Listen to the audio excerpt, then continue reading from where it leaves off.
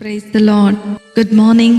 ప్రభువైన యేసుక్రీస్తు వారి నామమున మీ అందరికీ కూడా ఉదయకాల శుభములను తెలియచేస్తున్నాను. అందరూ బాగున్నారా? దేవుని కృప మీ మీద నిలిచి ఉండును గాక. నా ప్రియమైన దేవుని బిడ్డలారా, యేసుతో అనుదిన ఆత్మీయ ప్రయాణం నాతో పాటు కొనసాగిస్తున్నటువంటి నా ఆత్మీయమైన సహోదరి సహోదరులందరికీ కూడా ప్రభు పేరట శుభములను తెలియచేస్తూ ఉన్నాను. ఈ ఉదయకాల సమయము దేవుని మాటలో మనలను ఆదరిస్తుండగా దేవుని స్తోత్రాలు చెల్లిద్దాం, దేవుణ్ణి స్తుతిద్దాం. హల్లెలూయా. నేటి దినవాక్యము 37వ దావీదు కీర్తన 5వ చరణము.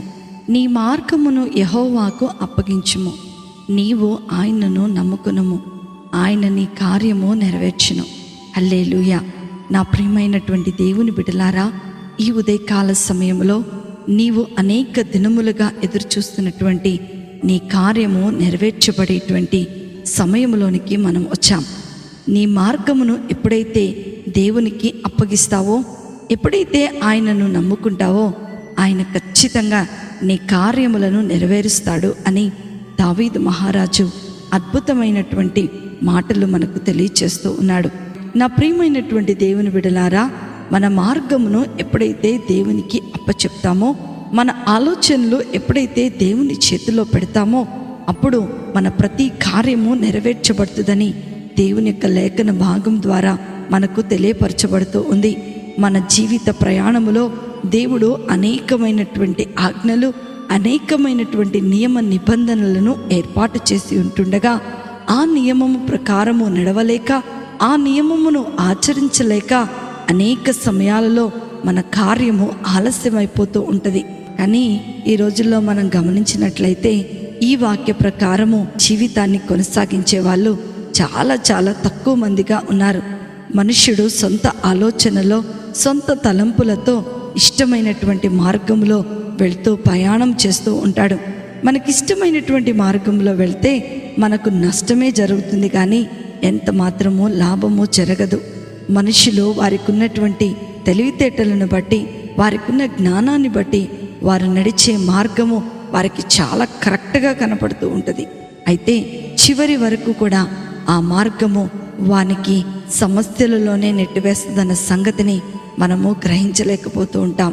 అందుకనే సామెతల గ్రంథంలో సొలొమోను మహారాజు అంటాడు, ఒకని ఎదుట సరి అయినదిగా కనపడు మార్గము కలదు, అయితే అది మరణమునకు త్రోయును అంటున్నాడు. మానవుని యొక్క ఆలోచనలు, మానవుడు ఎన్నిక చేసుకున్నటువంటి సొంత మార్గాలన్నీ కూడా సమస్యను తెచ్చిపెట్టేవే, కార్యమును సఫలీకృతం చేయనటువంటివి. ఎందుకంటే ఈ లోకానుసారమైన మార్గములో నడిచే వారితో దేవుడెన్నడూ కూడా ఉండడు. దేవునికి సంబంధము లేని మార్గములో నడిచే వారి జీవితాలలో ఎప్పుడూ అపజయాలు ఉంటూనే ఉంటాయి. అందుకనే నీ మార్గమును యెహోవాకు అప్పగించాలి. అప్పుడు దేవుడు నిన్ను సరైన మార్గములో నడిపిస్తాడు అంటున్నాడు దావీదు మహారాజు. నీవు దేవుణ్ణి నమ్ముకుంటే ఆయన నీ కార్యాలు నెరవేరుస్తాడు. నీ మార్గాన్ని దేవునికి అప్పచెప్పినప్పుడు నీ జీవితము గొప్ప ఆశీర్వాదకరముగాను అద్భుతకరముగాను ఉండబోతుంది.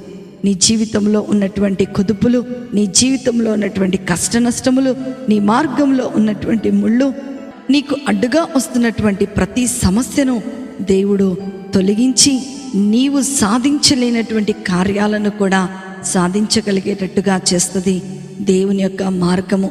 నా ప్రియమైనటువంటి దేవుని బిడ్డలారా, ఈ ఉదయకాల సమయంలో దేవుని మార్గము నీ కొరకు తెరవబడి ఉంది. నీ ఆలోచనలను పక్కన పెట్టి, నీ యొక్క సొంత తలంపును పక్కన పెట్టుకొని, నీవు దేవుని వైపుకు చూస్తూ దేవుని నమ్ముకొని ఆయన ఎన్నిక చేసినటువంటి మార్గములోనే నీవు నడిచినట్లయితే అసాధ్యమైనది ఏదీ లేనటువంటి దేవుడు ఈరోజు నీ జీవితంలో అసాధ్యం అనుకుంటున్న దాన్ని సమస్తమును సాధ్యము చేయబోతూ ఉన్నాడు. నా కార్యము నెరవేర్చబడటం లేదని నువ్వు అనుకుంటున్నావేమో, ఇక ఇది అరణ్యంలాగా ఎండిపోయింది నా జీవితం అని నువ్వు అనుకుంటున్నావేమో, కానీ దేవుడు ఒక మాట చెప్తూ ఉన్నాడు, ఈరోజు నీవు నన్ను నమ్ముకున్న ఎడల నీ కార్యమును నేను నెరవేర్చబోతున్నాను. దేవునికి అసాధ్యమైనది ఏదీ లేదు.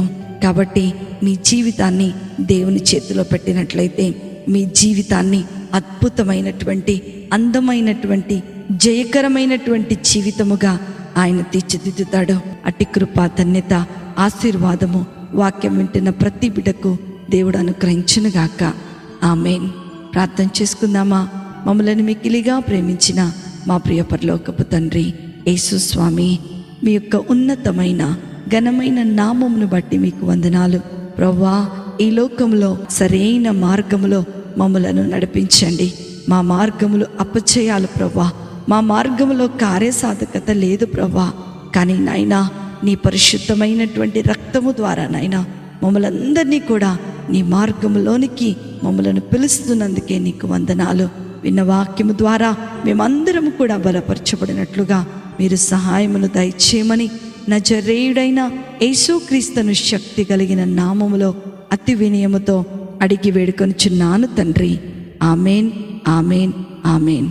ప్రభు మిమ్ములను మీ కుటుంబాలను దీవించునుగాక. ప్రేమతో మీ సహోదరి శిల్ప జోసఫ్.